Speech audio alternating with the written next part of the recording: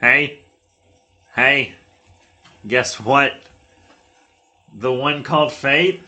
He's on vacation, actually. He's dead. But he has to knock on my door! No, he's on vacation and dead. What are we gonna do? We're gonna introduce this like a normal podcast for once. No! Hello, everyone. I'm your host, Hunt. We're back with another great episode of Tabletop Recap. We have my best friend here, Big Boy Chungus. Yee. And also, everyone's least favorite host, G. I mean, I'm my least favorite host, too. So. Oh, wow. I'm sorry. I've started watching, actually now, and now it's just, I'm my least favorite, too. Oh. We love you. Anyways, today we're talking about the last part of the Sunless Citadel. Yes. So this is a campaign that we've been running for About a month. Yeah, and we finally wrapped it up. And basically what I'm going to be talking to you guys about with is, one, the finale, and two, just kind of going through the dungeon and mentioning some of the stuff that you guys either missed. I don't like to say did wrong, because you guys can literally do whatever you want in this kind of game, but maybe some of the more optimized choices you guys could have made. Well, let's roll for initiative to see who gets to start off the podcast.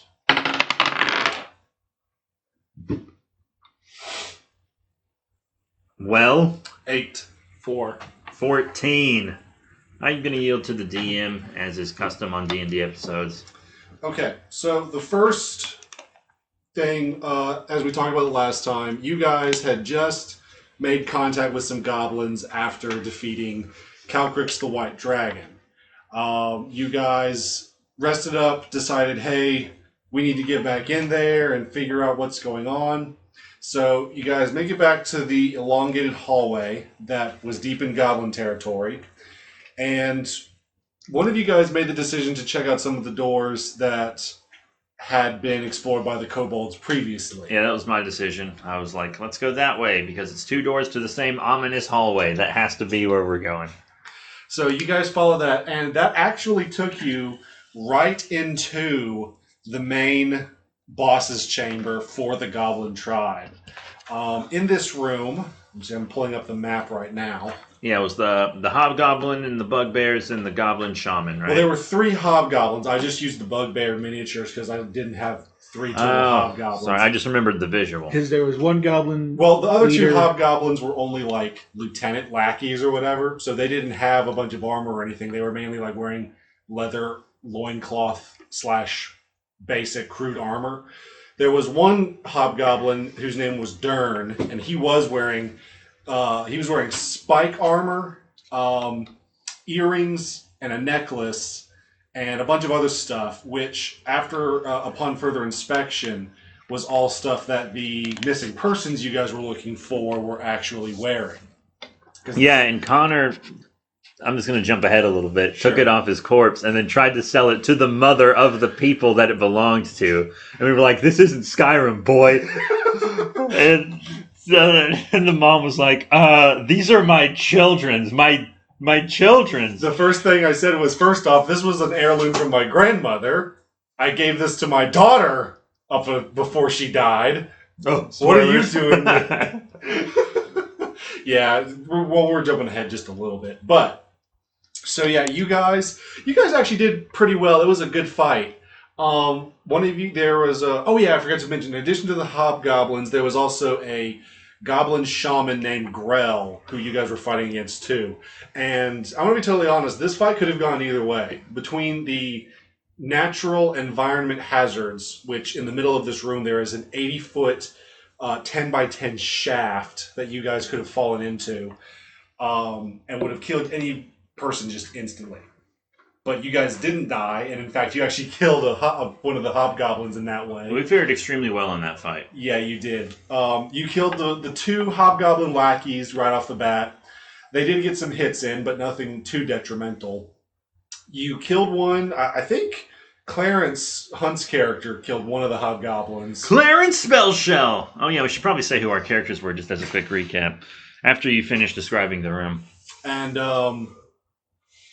So yeah, one hobgoblin was killed via sword. The other one was tossed down the shaft, and then the hobgoblin leader and the shaman, when all things look lost, turned on one another. The last time you guys saw the hobgoblin Dern, Grell said something in Goblin, which Urki Timbers understood, the NPC with you guys, but he didn't share with you what it was. And basically, she cast Inflict Wounds, which is a very powerful yet low-level spell, and turned him to pudding. So yeah, at this point now, Grell has surrendered to you guys and Clarence Spell Shell. Yeah. What was your character, G? Maestan Balasar. Yeah. And Clarence Spellshell was a Tortle Paleo Druid. And Balasar was a Dragonborn Paladin. And Connor's character, who shared the same name. Yeah. He was a... What kind of artificer is he? He is a... Human? He is a human artificer, and at level 3, he took on the subclass of Archivist, which is an Unearthed Arcana subclass, but it's not that overpowered, so I let it happen. He's a glorified librarian, isn't it? Well, see, artificers create items to flavor their spells. Alchemists, which is an official subclass, create potions. Battlesmiths create artifacts. Basically, what archivists do is they create spell scrolls. But yeah, we found out that the hobgoblins had actually taken over the goblin village. So we kind of freed the goblin village from the hobgoblins. Yeah, the reason why Grell turned on Dern was because the goblins lived here for a long time, but then the hobgoblins came in and said, we're bigger than you, but we're still technically goblinoid, so you should listen to us. And they bullied the goblins into working for them. But Grell didn't want this. She wanted them gone so that she could take over control again for the goblin tribe, and also to work closer with Balek, the druid leader of the Sunless Citadel, down in the depths of the Citadel itself. So after that, Grell said that she would give you guys a heads up as to what you would expect, and give you safe passage to and from the Goblin Village on one condition, that you kill Balek but do not harm the Golthias tree, because the goblins still want to take the fruit that is grown from it so that they can continue selling it to Oakhurst Village. In this case, the Golthias tree to them is like a god nature spirit, even though it's an abomination. So Just like me. Hashtag twinsies. I didn't say that. You need to have more self-confidence. Hashtag twinsies. Anyway, so you guys get a heads up and begin making your way down the shaft, which is relatively somewhat easy to do because there's lots of vines and stuff growing on the side. But one of you guys did make you guys failed a throw. That was me. Yeah, you almost fell 80 feet, and that was when I introduced you to what fall damage was. Yeah, because I think He was just going to let you fall, too. I was like, let him make a save, let him make a save. It was a crit fail, and I fell down the hole, and then I had to make a dexterity saving throw, which I managed to make. Yeah, the book said that if for a dexterity save, for any kind of saving throw like that regarding the vines, it had to be at least 15. And I think you rolled like an 18 total. Yeah. Because your dexterity is not bad for someone who's mainly a My strength athletics user. is better, but my dexterity is not bad either. Right. So you guys finally get down. And I'm going to be totally honest. I wasn't sure how well you guys would fare because there were a lot more rooms than I had previously described. Well, to be honest, I'd also kind of expressed my burnout with Dungeons & Dragons because I was playing in multiple groups and I didn't want to play anymore. And I just wanted it to be over. So you kind of shortened it to kind of help me out. And I do appreciate that. True, but there were also several more instances for combat and fights. And had you guys gone through them, Balek probably would have been a much more challenging foe. Also, some of us are built like garbage. Yeah. Cough, cough, some of us. Hush. So I'm just going to run through the story or the run through that you guys did, and then I'll go back and tell you what all I cut out and what you guys missed. So you guys came into the lower level of the Citadel, and it's basically just a 40 square foot garden of various moss, mushrooms, and luminescent plants. You guys see a door on the far wall, which you guys actually got through relatively easy. It wasn't really locked, and so you guys just opened it up, and two of you made very successful stealth checks. One of you did not. I did the Kronk Shuffle. So Connor and Hunt made successful stealth checks because I did explain to them that this is a laboratory-like room where there is a main experimental station with various tables and stools, and then there's 6 stalls where you can hear various noises and things are going on. So Clarence buckled down and he got all stealthy. Connor, who is an artificer but built like a rogue, was stealthy as well. And then Glendy G rolled, minus than Balasar, rolled like a 5 on stealth. And I basically said, you hunch over, get ready to sneak, and your chainmail just goes and you basically just alerted all of the guards. Luckily for you, there were only 2 of them out of the 10 living creatures that were in this room.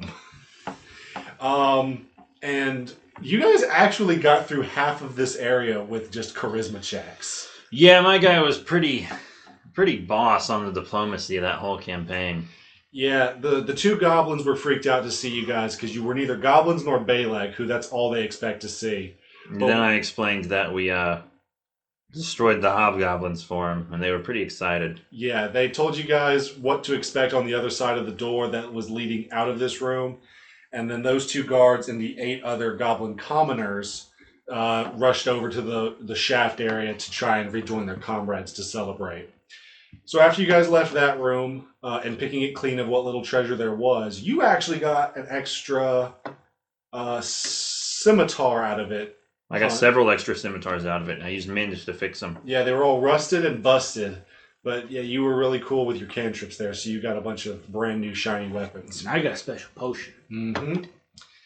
And the next room was an elongated garden hallway, but this one was occupied. Had a bugbear gardener in it, which again would have posed another threat, but you guys talked it way down. I think I came through on that one. Yeah, you did. Because I pulled out the secondary potion. I was like, hey, this guy's hired us, and I brought a perfected version of the potion he's trying to make.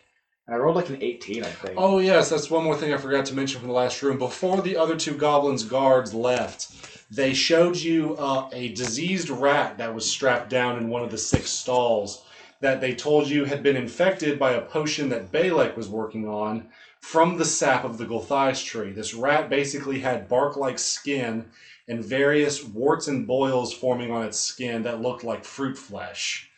Very disturbing imagery. And you lied your butt off telling him that you had a more refined version of the potion that he had contracted you guys to work on, and the bugbear totally bought it. So that was genius. So she not only let you guys through again, but she gave you another heads up on what was to be expected in the future rooms, which leads us to the rune circled dragon statue room. So do you guys recall any of that? You can go ahead. You're doing a good job. Okay. So in that room, you noticed that there was a circle, a stone circle in the middle of the floor with runes encompassing its edges. And right in front of the circle was a stone dragon statue of a dragon from the dragon cult. And for those that could speak Draconic, you learned that the circle had said, trying to check my notes here, Quote unquote notes. "Let the sorceress power illuminate my spirit." And you guys had run into this kind of stuff before where there were dragon statues and draconic runes on the floor. One of us gave us fire breathing, the other one gave us cancer. Yeah. Big hunt for that one. And so you guys eventually figured out that by standing within the circle and saying the quote in draconic, that it in fact gave you guys a charisma buff, where you guys all got advantage on charisma checks for 24 hours. I don't think I actually used that either. Someone did. I remember. However, this alerted a shade that was hiding in the room. No, right. Which didn't matter because we destroyed it. Connor destroyed it. Yeah. No, I destroyed it. Someone used dissident whispers. That's right. You beat the crap out of it, but Connor just finished it off with dissident whispers. But Didn't you cheat a little? How so? Didn't I supposedly one-shot it and you left it alive? I'm going to be a bad player here. I saw the dice roll where he had about 6 health left, but it was only taking like 2 turns, and I saw you fib and only put it at 4 health left. Okay, that was my mistake then. Either you heard me wrong or you cheated. I usually try not to fudge dice rolls because that's just, that takes kind of the fun out of it. I fudged several times when I ran Rick and Morty for you guys the first time because you would have died if I didn't. If I did make a mistake, it was genuinely a mistake. I was not intentionally trying to fudge a roll. Not like it killed anyone or was a life-threatening thing. Yeah, it killed it the next turn. It didn't even matter.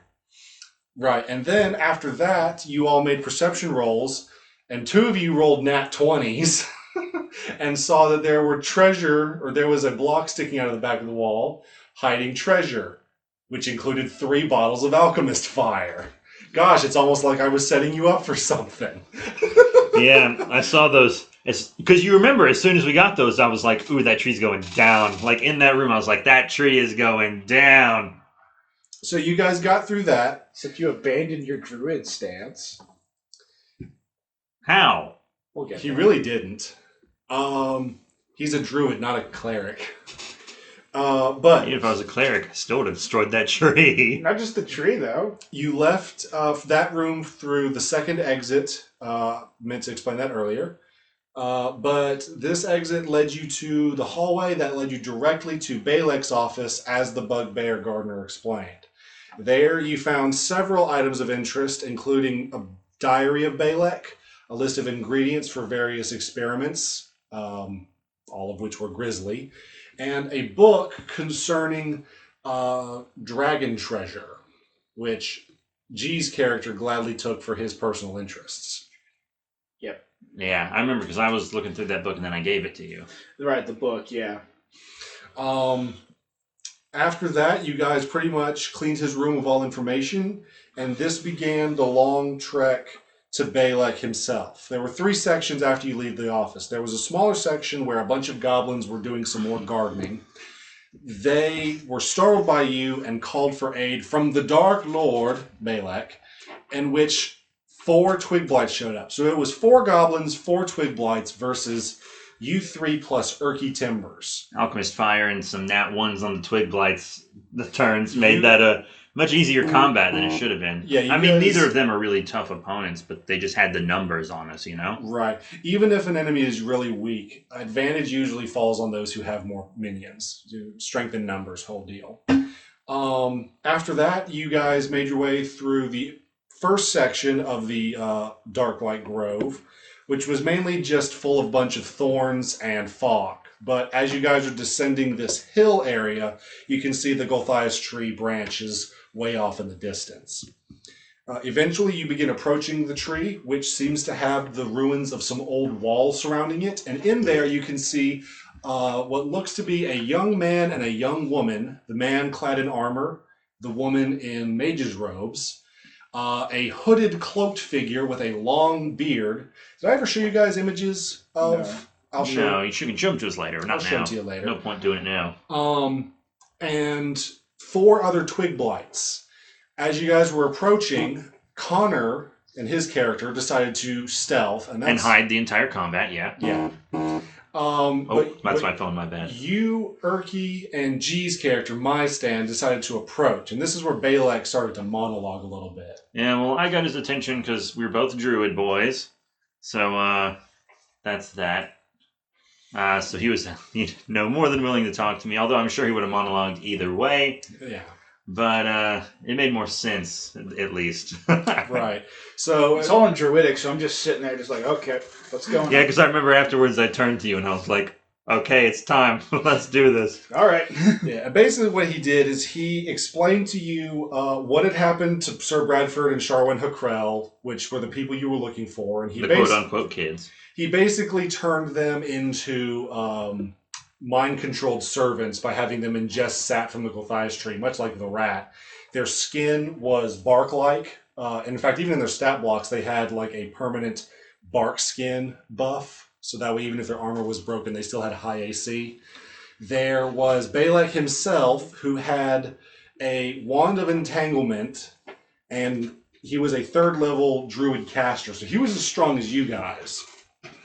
And then, in addition to the 4 Twig Blights, there was one other enemy that you did not see, which was Balek's pet frog. We saw him. I knew it was there, Yeah. but I didn't know it was going to join the fight. Yeah, I think he was the one that percepted it, but I remember somebody percepted it for sure. Because I looked up, because I rolled a high enough perception, I saw the apple and I saw the frog. If it seems like G and I aren't contributing much, that's because we did this like a week ago. Yeah, I've got some quote-unquote notes here from that time, and I'm basically giving the summary of it. So it's a little fuzzy on the memory. But once the combat actually started, after Balek told you his master plan, his connection with the tree, why he took the kids, all that other stuff, he basically just gives you an ultimatum. You can either drink the sap and become his servants or die. I consider. Well, he didn't say drink the sap and become the servants. He just said join him. I seriously considered it because I'm also a druid and I was leaving the campaign anyway. So I was like, should I do it? Because I've kind of carried combat for most of this campaign. No offense. And there actually is a setup. It doesn't end Not well. That your character is great at combat. I'm not trying to be mean or anything. The story actually does have it set up where for any characters who do decide to join Balek, it doesn't end well for them, but that is a possible ending. Yeah. But so combat started, and you all fought really well. And surprisingly, Balek went out within the first couple of rounds because Connor, who was hidden at this time, made some really good sneak attack rolls. I don't think you did his stealth correctly that whole time. I did. Live and learn. Yeah, we should talk about that later. I don't want to embarrass you. This is still very much. This is only my 3rd session DMing, so I still made a lot of mistakes. I made fewer than I did when I first started, but live and learn, as I just said, and I'm still making more improvements the more I do it. But yeah, so Balek actually went down after a few rounds. The one who gave you the most trouble was Sir Bradford. Sir Bradford was tough. His AC was high. He hit hard with that fancy sword. Yeah, he had a sword called Shatterspike, which it's already a really good broadsword, but it has an ability where if he wanted to, he could actually target enemy weapons instead of their actual persons, and he had a chance to break them. Normally a weapon doesn't break unless someone rolls a critical fail. See, and this is where I kind of feel like you might have drifted off from your druid character, because you immediately went to attack the people. And it's just... No, you didn't. I talked to him first. That was we just said that. You talked to the wizard, or the druid. Yeah, the two... And then they immediately charged you, and then I protected myself? How's that against the character of a druid, someone who protects nature? He didn't go against the druid, because the 2 children, Sir Bradford and the Huckrell woman, they were thralls, basically. They had no willingness of their own to either do or don't do anything. Even after the boss died, they came at us harder. Well, the way it seemed to me is that you were just kind of doing it just so you could get his sword. I didn't even know what his sword did until after he was dead. Yeah, after one of you guys attuned to it real quick, and I explained to you what it was. Yeah, I didn't know what it did until he was dead, because he didn't try to break my weapons, because my weapons were made of magic. But, so yeah, Sir Bradford did the most fighting, and his sister put up a decent fight as well. She was throwing cantrips left and right. Yeah, and everyone was ignoring her, because Bradford was kicking our butts. Here was the thing, is that, because Connor was stealth, so he was just off doing whatever he was doing. He should not have been as stealth as long as he was. I will say that was a mistake. She took Erky down. Poor Erky. So I'm having to fend off the 3 other Twig Blights, while also depending on whether or not I want to use my lay on hands to heal Erky, or use my spells to try and buff you, because you're tanking the damage right now. Yeah, because you were fighting all those Twig Blights by yourself. So I had to mismanage, because I was wanting to destroy the tree first, because I wanted to use my Alchemist Fire to destroy the tree, but then I think Bradford got an upper hand on you at one point. He was kicking my butt. If I didn't have a ton of healing spells, like I gave myself a bunch of healing spells on purpose, because I was like, oh, low-level group, 2 new players out of the 3 players, 2 of them are newbies, so I'm going to need a lot of healing spells. But then I used them all on me because I was getting my butt kicked. And so, like, I cast, I think it's he was Divine Shield or something on you to raise your armor class by 2 points, which helped. And then I had to Because Connor's because of my protection stance, which just gives disadvantage to my allies if I have line of sight of their enemies, immediately thinks that he has to be like a puppy at my side. More like at your back. No offense to Connor, but his playstyle is weird.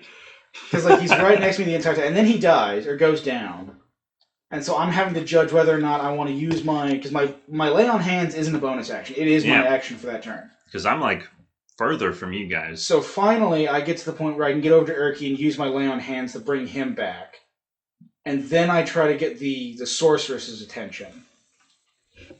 And you do eventually do that, and she's a mage, right? She was, and she used all of her spell slots trying to attack Connor because he's the only other quote-unquote real spellcaster. But you guys both obviously.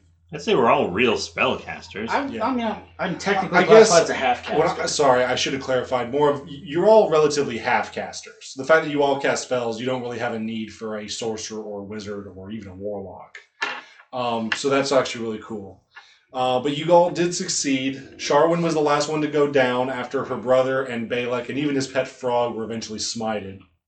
So the frog got the upper hand on you because he jumped on you. Yeah, he jumped on my back, and I was like, I can't deal with this. Normally I try to talk a frog out of it, but he's already attached to another druid, so I just like took my fire scimitar and I was like, off, down, good boy. He tried to knock you prone is what he was going for. The frog died almost instantly, though. Yeah. Like, we took that frog out pretty quickly.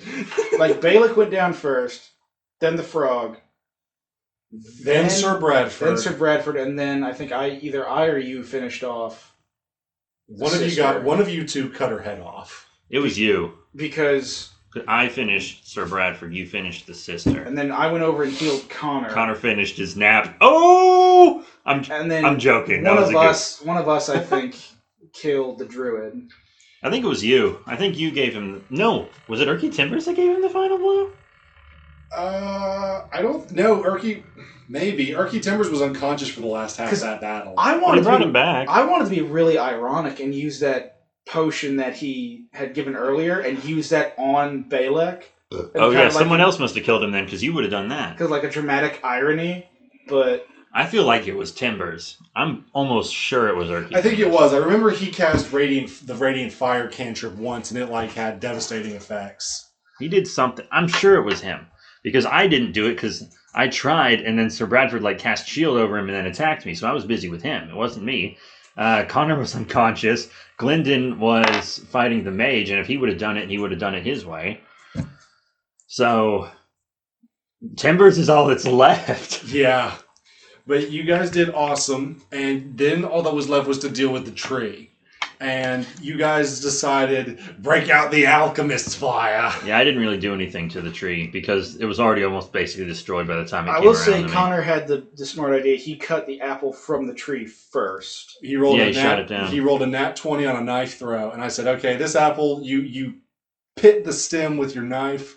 The apple bounces gracefully from branch to branch, and it falls delicately in your hands. And then, he realized it had healing properties, and then just almost ate the whole thing because... Yeah, we probably could have healed those two people with it, but we totally decapitated them. So. I'll explain how that worked once we finally wrap up the epilogue. I kind of didn't. As a player, I didn't care, and as a character, I didn't know. So... The only reason I wasn't all gung-ho just go ahead and kill them was just because I felt like my paladin character would do all he could to try and save them before resorting to killing them.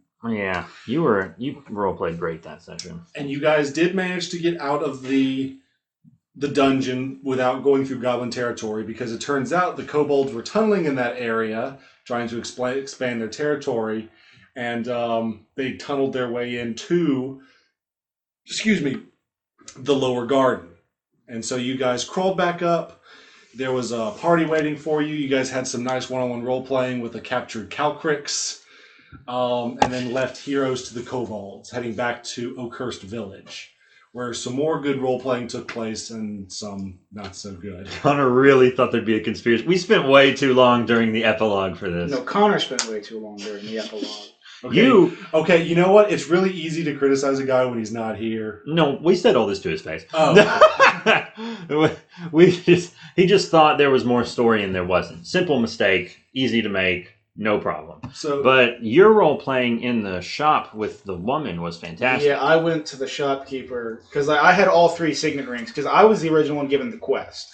before we do that real quick, let me just explain where everyone went. So you guys kind of separated, but you didn't leave the town right away.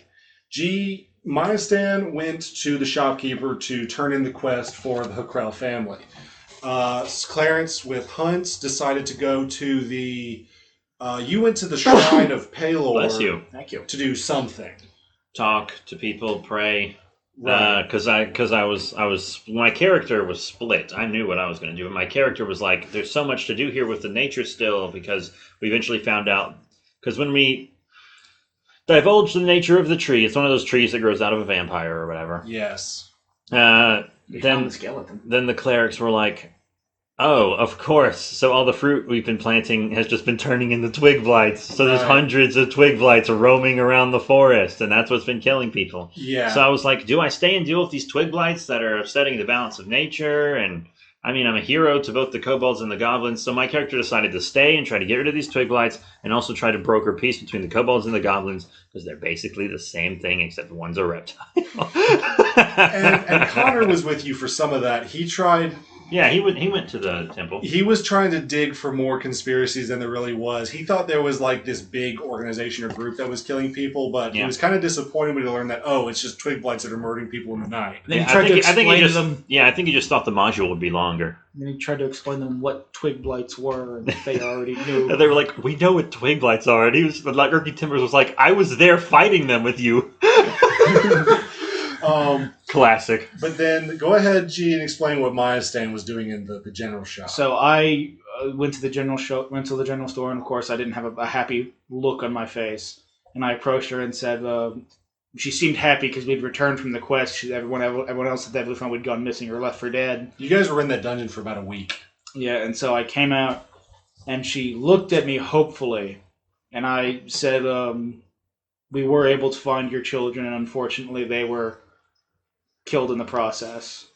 And she asked you with, a cracked voice, how did it happen? And I unfortunately had to explain that the first signet ring we found, which was the Rangers, which is evidently a family friend, and I said the rats got him. And she shuddered to saying what that meant.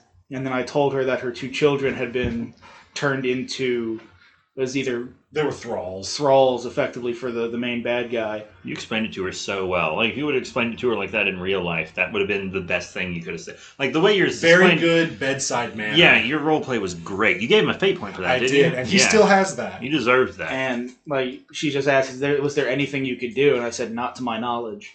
And the thing that sold it the most was when you gave up your reward. Yeah, because she had given us $250 for bringing the kids back alive, $125, I think, for just the signet rings. And I gave them the signet rings. And I wasn't going to deny you guys your money, because I'm sure you wanted it. But Connor definitely would have said, "Where's my money?" Yeah, I told her... My character probably would have been fine if you gave him the circumstances. He would have been like, this is well. I told her, it's like, look, I can't speak for my companions, but keep my portion. You need it more than I do right now. And she really thanked you, and she said, I appreciate your generosity. Not many people would do that. But if you'll excuse me now, I need to close the shop and need some time to myself. I understood and bowed in farewell, and I left. And then Connor runs in real quick, like, don't close up shop, let me sell you your dead dollars, Droid. So if you guys will remember the necklace and earrings I told you that Dern was wearing earlier, those were actually family heirlooms that Lady Hukrell had worn previously. And I was cutting it close because the armor the Hobgoblin was wearing was also the other guy's armor. Well, he was the Ranger's splint armor. And it's just like, if I had come back wearing that, it would have been like 10 times worse. Right. So Connor says, here, I got these necklaces I want to try and sell you. And she says, these belong to my grandmother. And I gave them to my daughter before she went missing and now known to be dead. Why do you have them? Ooh, get Rex Scrub. And it was made worse by the fact that you weren't in there to vouch that he was one of the ones that went on the adventure with us. And Connor, I'll give him credit, he played it smart. He said, oh my god, I'm so sorry, here you go. Because had he tried to defend that, the guards would have been called on him. For sure. But he did give up and as he's leaving empty-handed with those necklaces, you hear a ka-chunk as the door locks behind him. Then he went to the blacksmith. And he needed an armor enhancement for sure. He got some good stuff. Although I'm gonna be totally honest, that blacksmith ripped him off. It was all fine and good, but Connor eventually ran out of money. He still had some items he could have sold, but he thought he could only sell the items at the general store. So instead, he ran out of all of his coinage, and basically he said, "I want this weapon, but I don't. I'm 40 gold short." He says, "Can I trade you this leather armor for it?" And the blacksmith, who's a dwarf, looks and says, yes. This will do fine, just fine. The leather armor was like 80 gold pieces. Nice. And then he has the audacity. He's like, "Hey, can I room with you? I've just spent all my money. Can I room with you?" He came groveling back to see if he could stay at the And then I just made this like, my religion requires that I pray in solitude. So we slept inside and he slept on the street. Well, he slept in because he slept in a tent. Didn't the temple offer him shelter? Yeah. He went back to the temple for shelter because after Urki Timbers and the female gnome that runs the temple was so grateful for what you'd done and helping uncover the mystery and dealing with like the brunt of it, that they said, if you're ever in an area where there's a temple of Palor, drop our names and you guys will have support and places to stay as long as it's not illegal business you're on. Yeah, I never left the temple. I just stayed there. I didn't go back outside. So that was pretty much the module. Clarence Spellshell is on a peace mission between goblins and kobolds. Maya Stan has a new lead on his personal story regarding the Axe of Tritan, and Connor is following me for some reason. because it's just more convenient for the party. Yeah, we actually have a better backstory developed for Connor in the next module, which if we, are able to get to it, will be the Baldur's Gate Descent into Avernus. Hope you guys die. I'm just kidding. There's a good chance that might happen. I'm just kidding. You're literally diving into hell. Because Descent into Avernus is a 1 to 13, isn't it? Yeah. But you guys are going to go in there like level 3, level 4. Yeah, I won't be there for that, but we'll still make podcasts on it. Definitely. If they're fine with it. I'm more than down for doing a story. That'll be more me listening and reacting than me putting anything in, though. But yeah, so do you guys want to hear some of the stuff that you missed or could have done? Yes, I am curious. So, real quick, you guys missed a ton of treasure on your way through this thing. That's fine, because when I ran Rick and Morty for you guys, you missed almost every single healing potion, so I understand your pain. Yeah. Do you guys remember the first actual room that you entered in the Citadel? That round room with the goblin pinned to the wall? No. I don't remember that at all. Dude, that's like over a month ago. So it was the first room. There were several dead goblins on the floor. One of them was pinned to a wall, and there was the name of the ancient dragon that the cult used to worship on it. Dude, I don't remember that at all. Okay. I remember us reading something about the ancient dragon. I don't remember the room. I don't remember any of that. It wasn't really memorable, but none of you rolled a high enough perception check when you first entered, but there was a secret room with magical items in it. Oh, cool. Yeah, but it required not a nat 20, but a 20 count perception roll. There were various guard rooms that you guys either successfully just snuck around or didn't bother with. Yeah, there were like 3 rooms we didn't even go in. On your way to talk to the Kobold Queen, Yusdrael, there were several goblins being held in a prison, which you saw the door, but none of you interacted with it, so you had no idea that the goblins were there. We were too busy talking to kobolds. Yeah. What would they have given us if we'd been to the goblins? Nothing whatsoever. You would have made permanent enemies of the kobolds, and you most likely would have died because there's like 30 kobolds of fighting stature, plus one of them is a spellcaster. Yeah, so. And if the goblins did manage to escort you all the way back to the goblin lair, they would have turned on you as soon as they were peer pressured by their fellows to do so. By the hobgoblins. Yeah. So you guys would have just not had a good time with that. Good thing we didn't go into the Goblin City like we did the kobolds. Yeah. Well, the reason we went to the Kobold City is because we were escorted there by Meepo. Yeah. May he rest in peace. We would have had to fight guards if we didn't. Yeah. Killed Meepo, all I got was this lousy t-shirt. I'm telling you, if you make that a t-shirt, I will buy it. I just gotta remember, man. So yeah, you missed a lot of the guard rooms. There were just plain rooms with treasure and mobs in them. The thing that you guys really messed up was at the very end when you were fighting Balek, because the ideal optimal thing was attack the tree right away with the bottles of Alchemist Fire. The tree would have died in like 2 rounds. When the tree dies, Balek loses all influence he has over anyone who's ingested the sap. And it would have gone from a 8v4 battle, where Balek is fighting all of you guys, to a... Well, it was basically a 7v1.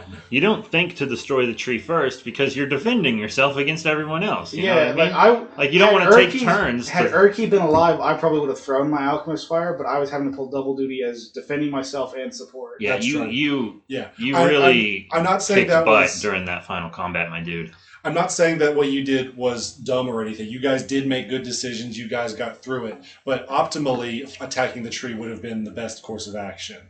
Because after that, the tree would have been destroyed. Balek would have been killed because he's way outnumbered, and the only ally he would have had at the time was the frog. But then on top of that, the siblings would have become non-combatants, and you could have easily cured them of their ailment by giving them a quarter of the apple. But instead, one got disemboweled and the other one got their head cut off. I cut off one's head. Almost, I had this certain feeling that we could cure them, and I was like, my character doesn't know that. Just whap. Right, and there were several other NPCs back in town that you could have talked to. Like, none of you guys tried to talk to the guard or the guard captain. None of you guys tried to talk to the mayor. Connor actually went into the central town hub's building and then just left because he didn't like what he saw. Would we have gained anything by talking to them? A little bit more information about the twig blights and the apples, but nothing that would have been real story changing. But yeah, so that's the gist of what you guys missed. This was a relatively short module, despite taking 3 sessions. But overall, you guys did It was 4, really technically. Well. That's right. One weekend was 2 sessions. That's right. We played twice. But you know what? You guys all survived. None of you have been altered either morally or physically. You all have your alignments intact. I'd say this was a great first session for some new players. Great success! And this is going to come completely out of left field, but there was one room that Connor tried to sneak into for roll perception and failed, and he suddenly became scared of the dark. Yeah. Was there anything in that room? Because I don't think any of us went back into it. It was a goblin guard room, but because he rolled a nat 1, I made him think that he was expecting the worst to be in there. He didn't see the fire. He didn't see the goblins that were there. He just froze in fear and said, nope, I don't want to go any further. He saw darkness, the pure darkness of the void that I face every day. Cthulhu! That's another game we need to play. One that I'm very much looking forward to. That's pretty much it, right? Yep, that is the Sunless Citadel. All right, so thank you all very much for tuning in. You'll hear more of this group's adventures. Once again, I left the group just because I didn't like being in 2 groups. So I'm just going to let them have their fun without me. You need to find a third, though. I've talked to a few people. They haven't played before, but they're willing to learn. We just got to get scheduling in order. I know Connor's girlfriend said she was interested. Another one of your friends who I know relatively well, he's a pretty cool guy, said he was interested. Yeah. I'd like to play with him sometime, to be honest, just to see what he's like in the game. But yeah, Glendon, you did a great job, my dude. Thank you. I appreciate the support because I'm not quite sure how I played out very well or if I did very well at all. So I'm glad that someone who's played the game a lot says that. Yeah, you're exactly what people look for in new players, I have to say. So good job. I'll give Connor his compliments when he's here.